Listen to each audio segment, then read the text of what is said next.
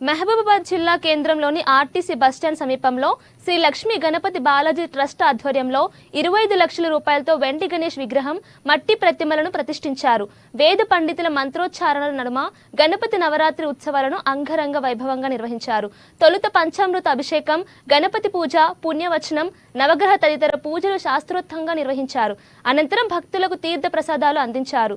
పర్యావరణ పరిరక్షణకు మట్టి గణపతులను భక్తిభావంతో పూజించాలని, మట్టి ప్రతిమను ప్రతిష్ఠించామని నిర్వాహకులు తెలిపారు.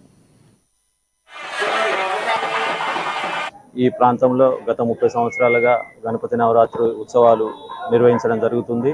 ఈ సంవత్సరం ప్రత్యేకత ఏంటంటే ట్రస్ట్ ఏర్పాటు చేసి సోమరత్నశేఖరం గారి ఆధ్వర్యంలో సోమరత్నశేఖరం గారి అధ్యక్షతన ట్రస్ట్ ఏర్పాటు చేసి రిజిస్ట్రేషన్ చేయించడం జరిగింది.